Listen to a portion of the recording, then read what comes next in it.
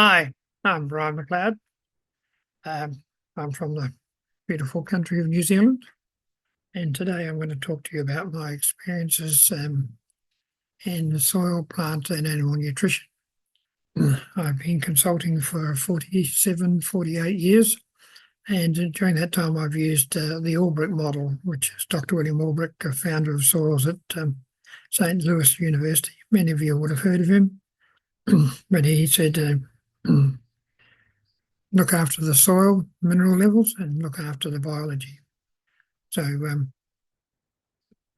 I've spent a lot of time in New Zealand, but also a lot of time internationally, as I was invited to various parts of Asia as a result of my work in Australia.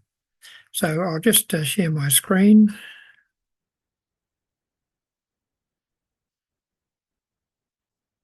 That, and we'll make it a little bit bigger. And there we are. So we're going to talk about the relationship between the soil's mineral balance and the biological activity in a soil. So a little of my history first. 1978, I started my journey with soils when introduced to the Dr. William Albrecht method of soil regeneration. Excuse me. Soil and plant analysis and interpretation became my thing, and that's one of the downfalls of soil or any reports, into any data reports, of course, is the interpretation. And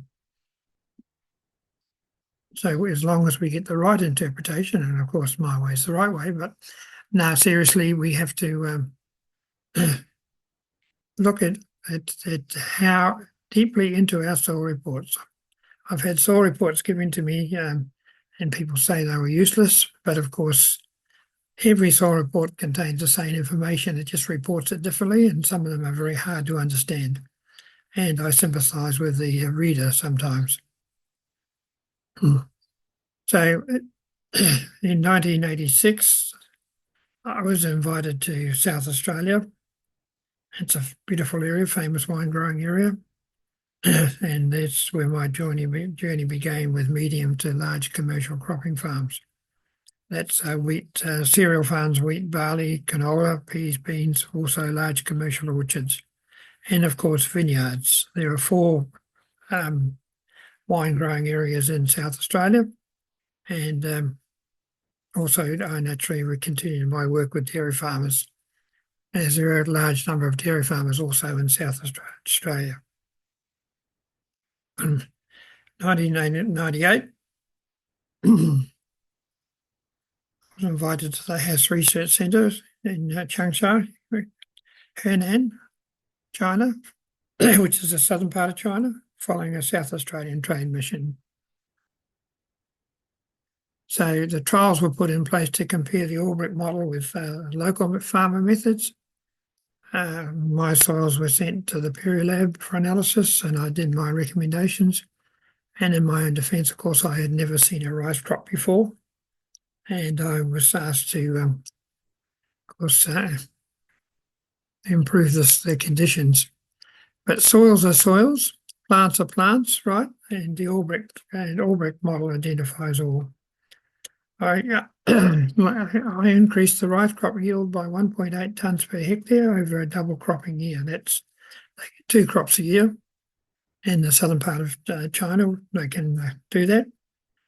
And we increased the nutritional content by 12%. So we had a large increase in yield, and we also increased the nutritional content of that crop by 12%, because there's no point in increasing yields in a crop unless you can improve the quality.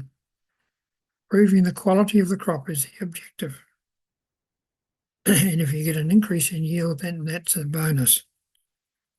So this was achieved firstly by identifying the soil's limiting factors and likely effect on plant production, followed by a leaf analysis. And again, from the leaf analysis, we looked for limiting factors, and foliar applications were applied to the rice.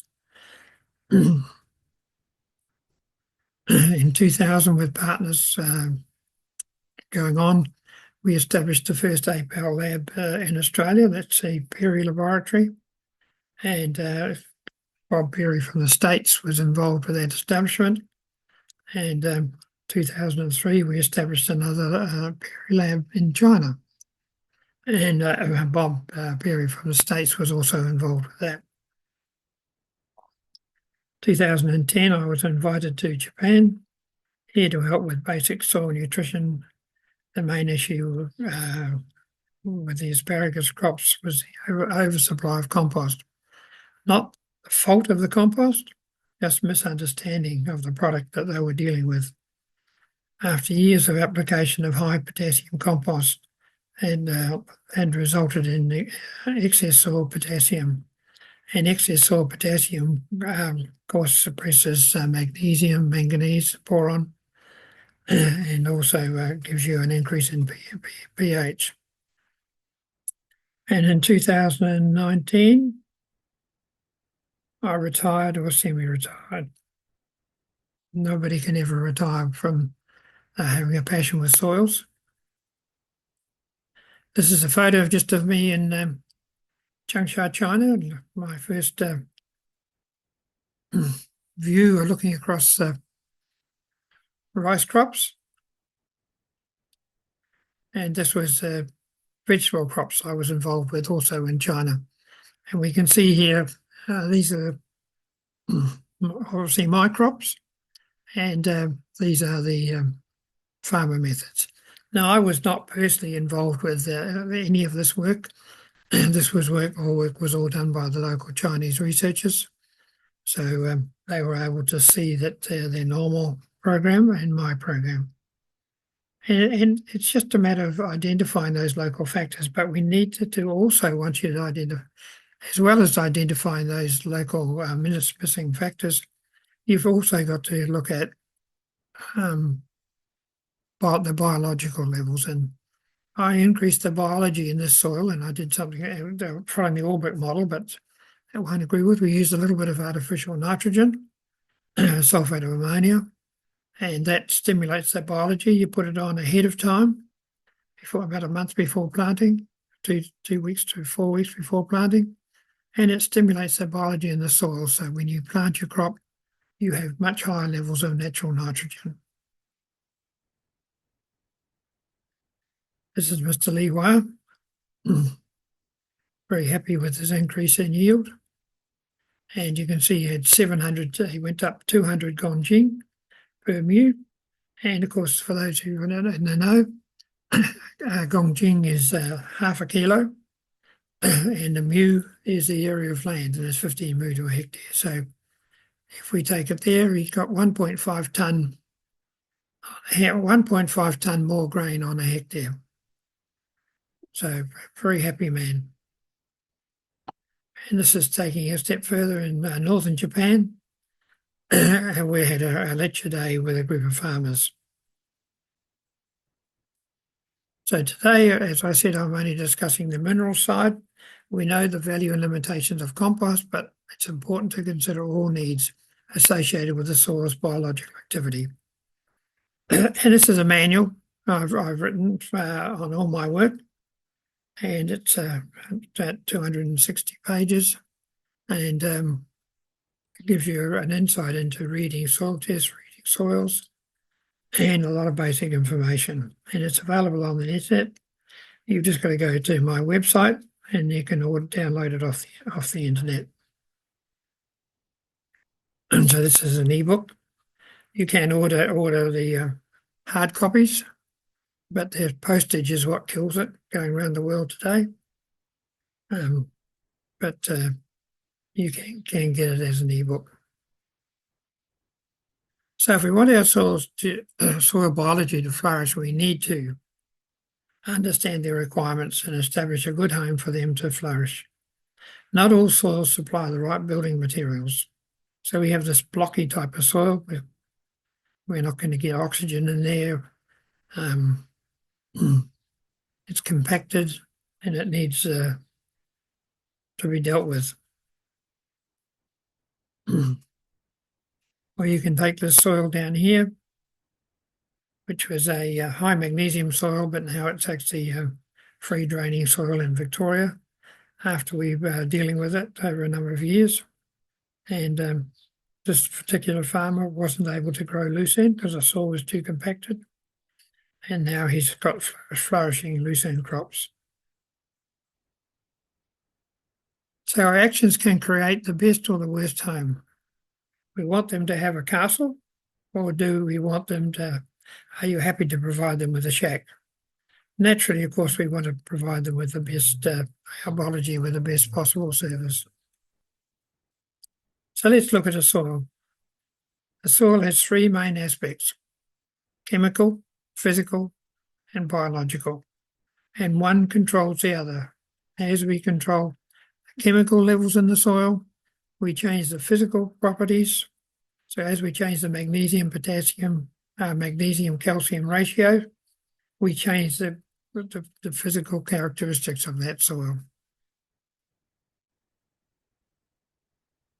So the first step, and I say the first step of any project to do with soil, is you must get a good soil test. Now this is data from the Perry lab, and I put it into my worksheets naturally, and then we go from there. But unless you've got a good soil analysis, unless you know what you're starting with, how can you possibly make progress? And of course, making progress with whatever product you want, it needs to be, so you need to know the limiting factors in the soil so that you can actually provide that product. Provide the product that's going to correct those limiting factors. There are many products out there that actually oversupply products that aren't limiting. So there's no point in putting them on products that you already have an abundance of. You put on products that limits the potential of that soil. So we must look at the soil structure, airspace, oxygen percentage.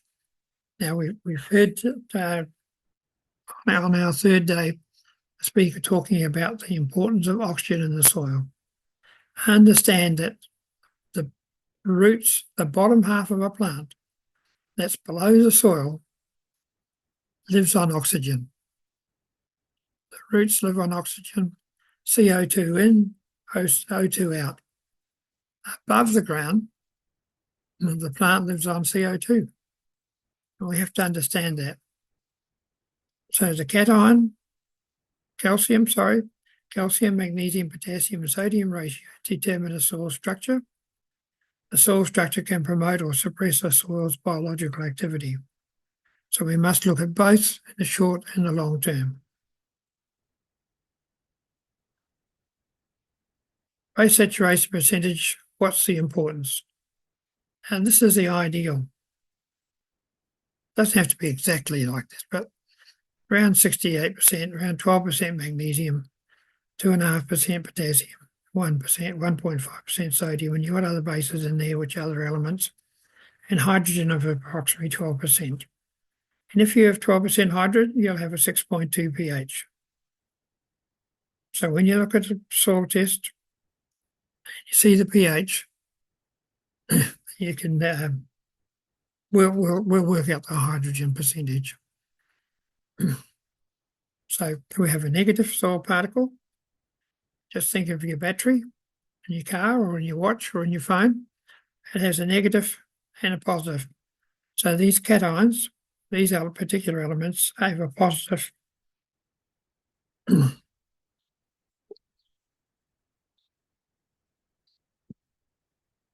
We actually have the calcium, magnesium, and calcium and magnesium have two charges, so they have a double whammy. But just for the basics here today, just look at 68% calcium, 12% magnesium, 2.5% potassium, 1.5 sodium, and 5% other bases. So the Hess Research Centre, by looking at those limiting factors,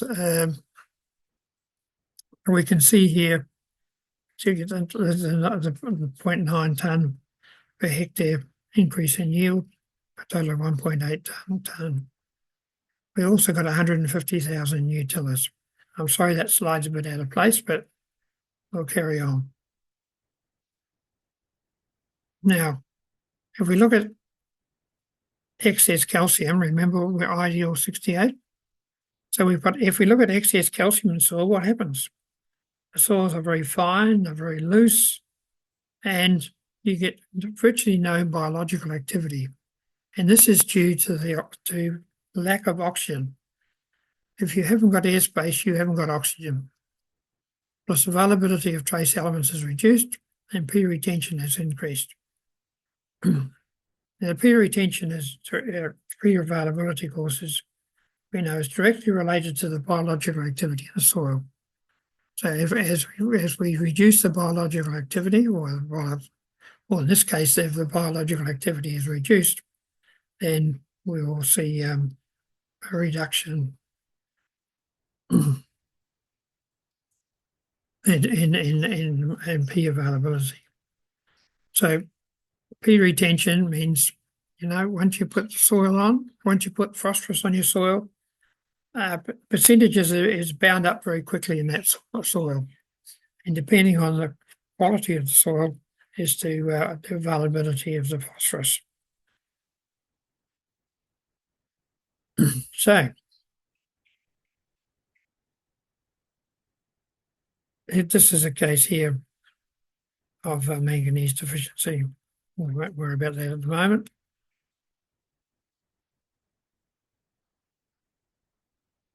A lot of stragglers coming in here. So this is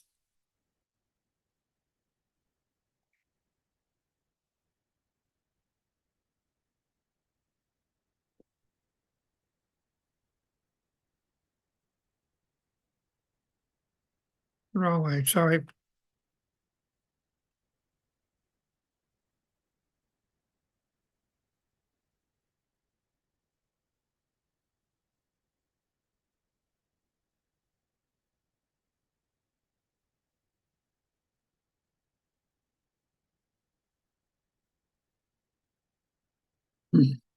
Right, start again.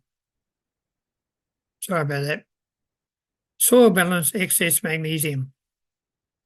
Now, excess magnesium, of course, is we're looking at an example here: 40% calcium, 36%.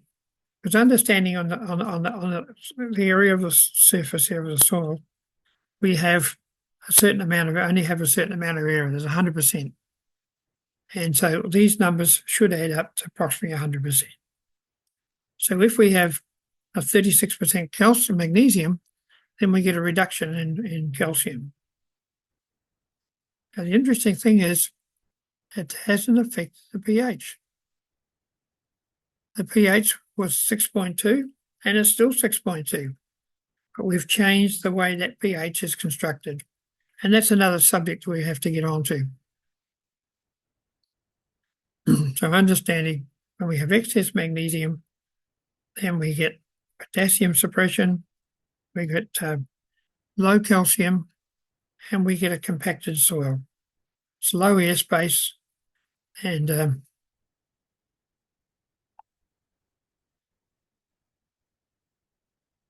so here's a soil that's a good example. This originally was about approximately 27% calcium, 39% magnesium, and no oxygen, sulfide gas, no soil life. And we changed that soil now. Here's the ideal.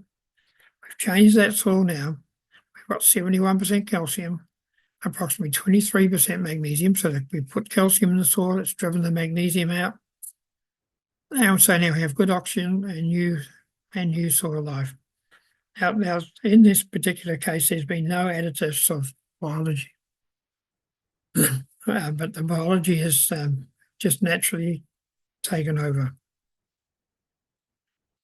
Now, this is a case where this farmer was got growing broccoli, and his broccoli was second grade. So we looked at the farm and had approximately 45% calcium, 36% base saturation magnesium. So that was a high magnesium soil. We changed that soil by adding calcium. The magnesium percentages are now calcium magnesium percentage, 71% calcium, 15% magnesium. So we've changed the soil completely, and so that it's now got a biologically active soil.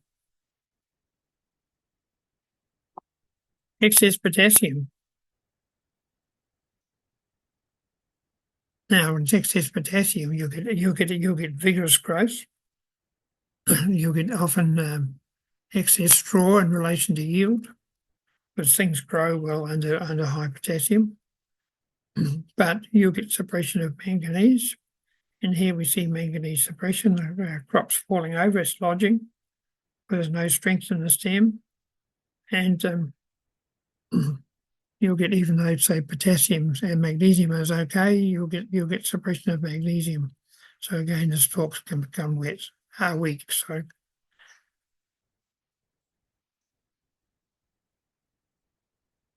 sorry, I missed that there. Home garden soils are generally high in potassium from many compost applications, and it's important to understand that all composts have an NPK rating. And one of the issues with vegetative compost, it's high potassium. And that's because plants themselves require high potassium compared to what the soil requires. And so you'll get potassium readings of up around 5%, 6% in a plant. And of course, with the high potassium, you'll get magnesium suppression.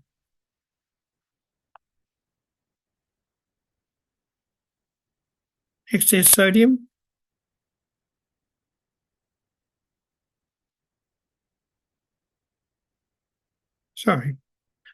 Excess sodium. So excess sodium soils will be wet in the winter, hard lumpy in the summer, poor water movement, poor plant growth, poor no root development. Plants show salt scald as a luxury feed on sodium. Plants burn in hot weather, etc., etc., etc. But what it's showing us here, on our base saturation, we've got 36% sodium. Should only have 1.5 to 2, 3. And so here we have a salt scald. This was at a farm in South Australia. You can see the exchangeable sodium was 28% and calcium was only 22%. But when we replaced the missing factors, and the missing factors obviously were calcium, and 12 months later, the same block was cut for hay, purely by addressing the limiting factors, looking at the construction in that soil.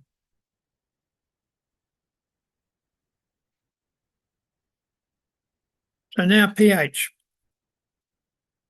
pH, what does it mean? You can say it's many ideas. Some of them I've read: phase of hydrogen, percentage of hydrogen, parts of hydrogen, power of hydrogen, etc., etc. Now, pH is only a measurement of a soil's acidity. It's not a measurement. It's a measurement of the negative hydroxyl ions.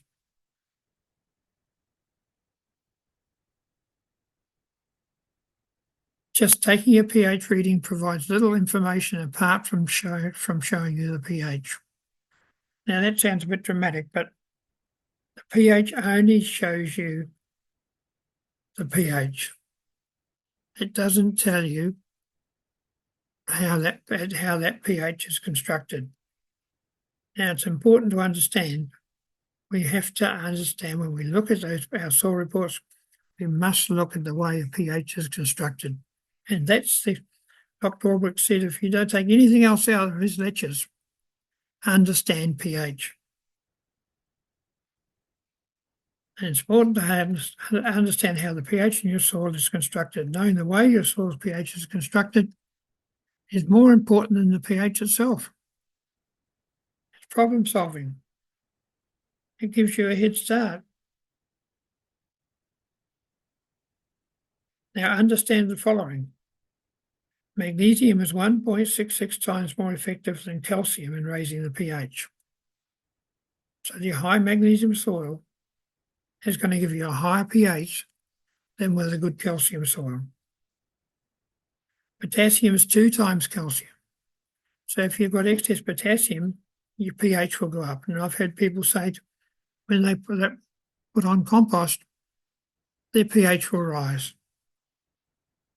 Well, it depends what's in that compost, of course.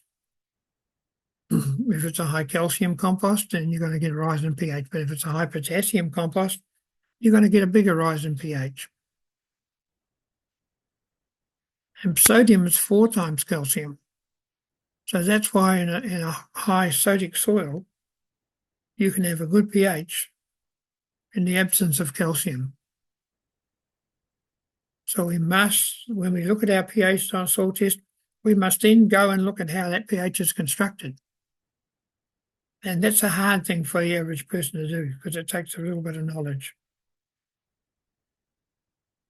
The most effective element to raise a pH is sodium, but not always the most effective. Just take my little book in there again, just to remind you that it's available. So let's see what this means here. Here we have 2 soil tests. One was, this is a desirable. Sorry, it's only 1 soil test, but here we've got, instead of having 68 calcium, we've got 30%. Magnesium, instead of 12, we've got 28%. 5% potassium, we've got 10%. Sodium, we've got 14%. So when we go down here, we've still got hydrogen at 12 and 12, so we still have a good pH. We have a 6.2 pH, but we've got a lousy soil. Nothing's going to survive in this soil. And here we can look at, these are actual soil samples that I've personally collected. We can see one here at a 6.2 pH, 63% calcium. Remembering we figure 68, the magical one, 68, remember that? 14% magnesium, remember the ideal 12, so 14 is not too bad. Potassium varies between, potassium varies between, well, 3 and 5, 3 and 6%. So that's not too bad.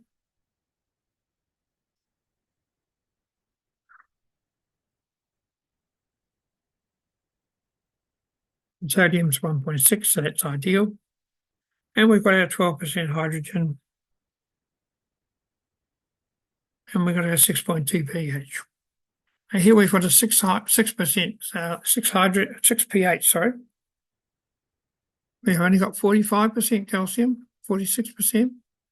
We've got 20% magnesium. We've got high potassium at 6, and we've got high sodium at 7. And but we've still got a good pH. Now here we've still got the same pH as before. We've only got 23% calcium, 21% magnesium, 32% sodium. So sodium is giving us this pH. And we need lime. A lot of lime, depending on the exchange capacity. So here we've got a 7.8, we've got a higher pH. We've got 37% calcium, we've got 19 magnesium, and 32% sodium. And here we've got a 5.8 pH. We've only got 7% calcium, 14% magnesium, virtually no potassium, 51% sodium. So we can see where our pHs are very similar, but all constructed totally differently. And these were all soils taken around South Australia. And this is this was a project we did with them, combined with the land care group in Western Australia. They sent in 4 samples that they took. The first sample was the centre of a salt scald, and this last sample was 50 metres from the salt scald into the edge of the crop. So it's 100 metres from the edge of the crop. So in the centre of the crop, the yellow here is the yellow is sodium. So we've got high sodium, got a good pH or high pH. This is the edge of the salt scald. Got salt scald be on the edge. We want an 8.1 pH. We've still got a heap of sodium. And then 50 metres away from the edge of it, we've got good sodium. But look at the red here. The red is the calcium.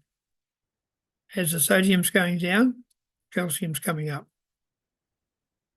And so we go another 50 metres into the crop, and we've got a flourishing crop with a sodium. And look at the calcium. So the pHs are all very similar, but again, all constructed totally differently. And that's what you've got to do with your soil tests. Have a look at how the pH is constructed. Now, you will change that construction over time with various methods, but you can do it in 12 months if we find out the true reason why the way our pH is constructed. And we can see here, pH 6.7,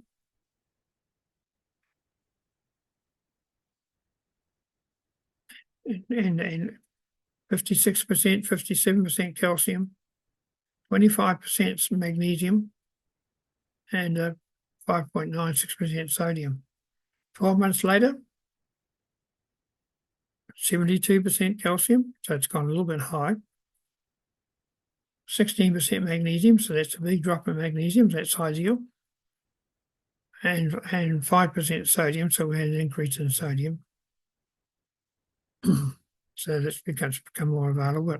But the soil here is constructed so you've got a free drainage soil, free oxygen input soil, and you've got a good soil for root development and plant growth. Here's the soil here. We've got high magnesium, high sodium, and so you've got a soil which is hard setting, be wet winter, hard setting summer soil. So we've changed that soil. We've changed the structure of that soil. So now we can have a better home for soil biology.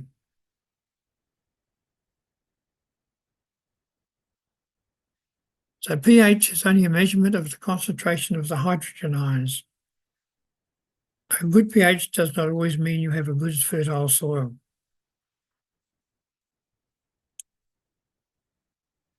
The pH is a result of the balance of the various levels of the major positive charged cations: calcium, magnesium, potassium, and sodium. Any one of its own combinations of the positive charged elements and sodium construct your pH. A good pH must be constructed with the right balance of calcium, magnesium, potassium, and sodium to be ideal and effective. With the right balance, elements work together.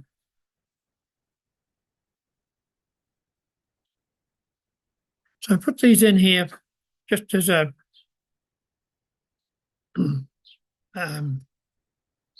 just for examples. Now, these soils I've had from various parts of the world. This was some we had from Botswana. As you can see, ideal calcium, high magnesium, and high sodium. So the pH of 9.4 is coming from the magnesium and the sodium. Remember, the sodium is 4 times more effective at raising the pH.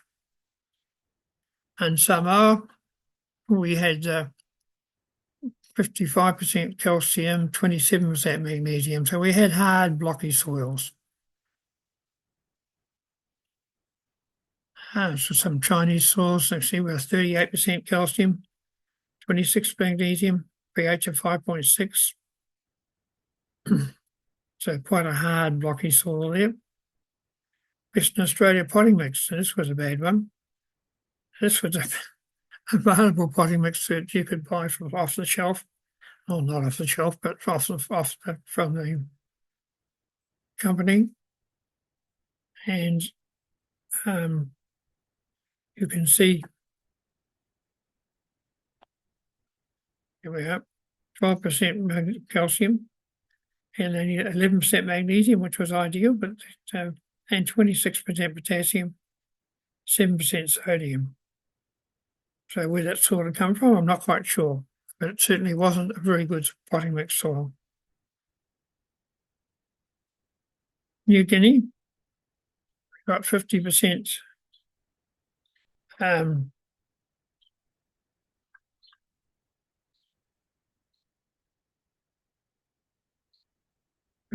calcium, 11% magnesium, and the pH is 5.8. Victoria, Australia. This one's a good one. 35% calcium, 26 magnesium, 21% sodium. So you get those high sodium soils. That's because the magnesium is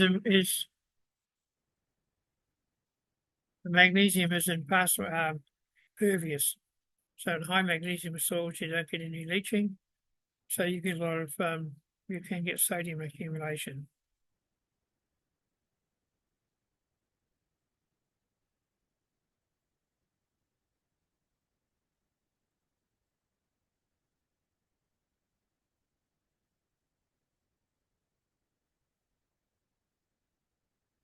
It's another one here from South Australia, 42% calcium, 30% magnesium, 99% potassium.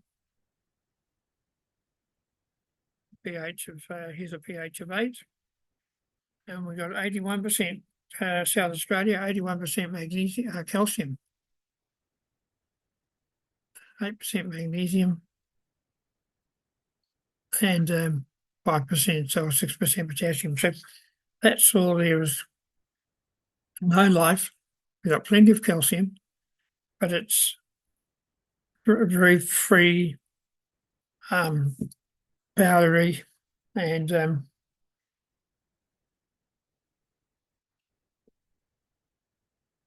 there's no airspace.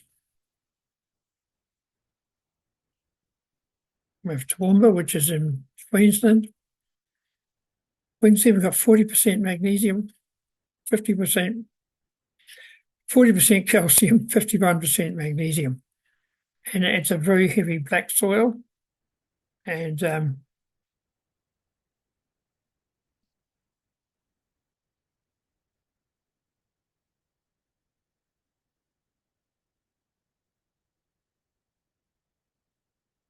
yes, 40%, sorry, but 40% calcium, 50% magnesium, 7.6 pH. So the pH is coming from the magnesium, not from the calcium.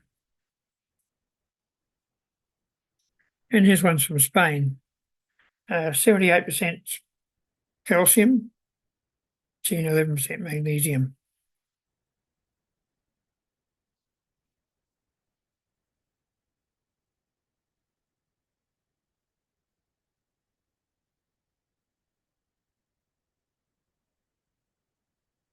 And the last one from Japan, 90%. It's not common, but 90% magnesium, calcium, 6% magnesium. So you can see we get pHs all over the world, all constructed differently. And none of these are representative of that particular country because they will have all the different soils there as well. But a golden rule is you never lime to construct a pH. You lime to provide calcium only. You never lime to construct a pH. You lime to provide calcium. But the important thing is to find out how that pH is constructed. I put this in here This was this trial we did, on-farm trial. pH is 7.7, but the pH and the soil test showed only 30% calcium, 38% magnesium, and what's that, 8% potassium, and 26% sodium. And this farmer, was farming the farm from his father. The average yield over the 30 or 40 years that they've been farming there was 8 bags of wheat per acre. So we put on here, we had 3 50-acre paddocks. We did different recommendations. We put some gypsum on here, and we got 12 bags, which is a 50% increase. That's quite fantastic. See, not looking at the pH was 7.7, but looking at the soil test and understanding how that's constructed, we put on a gypsum trial, and we put on 2.5 ton of lime. So who would put lime on this high pH soil? Me. I recommended it. But he got 125% increase in yield. So 18 bags compared to 12 bags compared to his normal 8 bags. And since that day, he's averaged 18 to 20 bags. The only reason that's happened, he's identified how that soil is constructed, how the pH is constructed, and how that pH is constructed controls the environment for the soil biology. So as we change that house, that home, we change the way the biology behaves. Our compost. Compost is a great subject. We can look at, say, an average application of 8 tonnes. It's 8 tonnes per hectare. We can look at the different.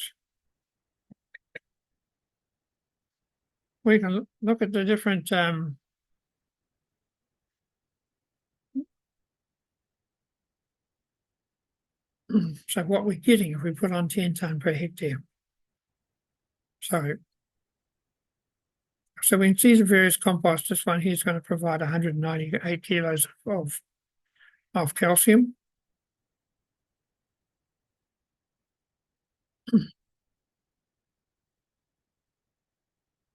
And we go down here, we can see potassium, 126 kilos of potassium. That's not too bad. If we go in here to some of the others, you can see we're getting 72 kilos, we're getting 300 of calcium, which is about a ton of lime, which is good. But we're getting 500 of potassium. So that's a ton of 50% potassic super. So that's okay for maybe one application, but second application, you're getting an excess. And if you did it over 5 to 10 years, you can see you can have gross levels of potassium in your soil. So we need to know when we're going to apply compost, not only is it going to give us a biological effect, but what is the NPK rating of that compost? So we need to know the nitrogen's not so important. The sulfur is certainly important.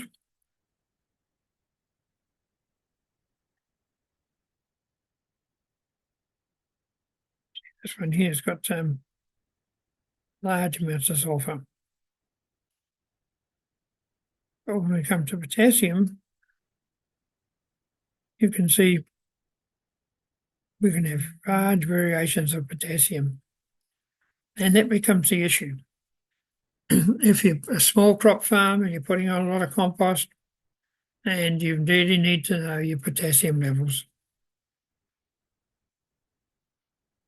And this is the dreaded potting mix. This was a potting mix that was went into a garden, and I was called in to have a look at what was going wrong. And of course, the man had bought boxed hedges, English hedges, which are quite expensive, and his whole block was failing.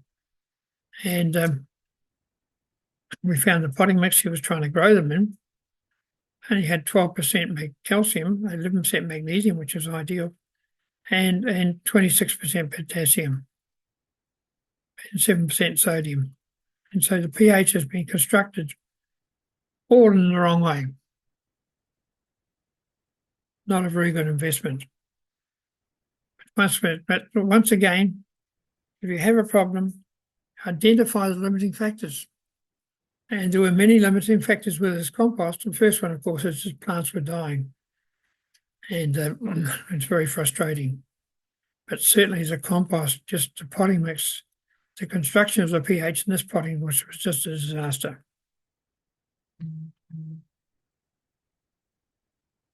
So excess potassium will cause weak stalks.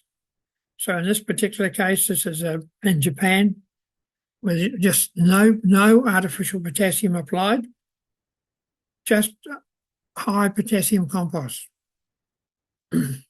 and the young asparagus plants just falling over because they had no strength. Because high potassium suppresses plant magnesium and manganese. And so you get lodging. And once again, that's just purely finding out how the pH was constructed. And we know as soon as I saw this crop that I was able to tell the local consultant there was excess potassium, and he disagreed with me. But we were good friends, so there was no problem. And 12 months later, we passed the same farm again, and the asparagus was standing up straight. And I asked him, I said, "What did you do?" He said, "Oh, we sprayed it with manganese." Just the same advice I'd given him 12 months earlier. They sprayed the crop with manganese and it all stood up straight. So that was just an example of knowing what's in your compost and when to use it and what crop to use it on. But if you're becoming an excess in potassium, you need to find a compost that's low potassium. And when you're buying any product to put on your farm, you need to know what is the rating of it. What is the nitrogen, phosphorus, potassium ratio? What is their rating?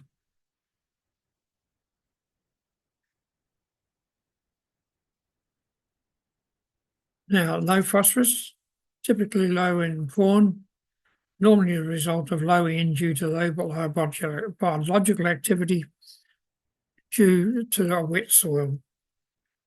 A wet soil inhibits the biological activity. Why? Because it excludes the oxygen. And so we usually see these banana-shaped corn.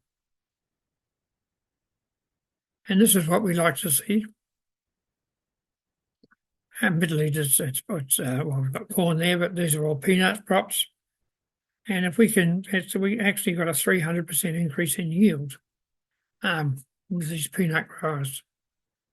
Just not by we knew anything about peanuts. We didn't know a thing about peanuts. I just looked at the soil, looked for the limiting factors, and changed the limiting factors in that soil. And once you've done that, you get optimum biological activity and you get good results. And don't forget, have a look at my book. You'll see me on the internet, and then you'll enjoy it. Thanks very much, and thanks, Matt, for allowing us to take part. Bye for now.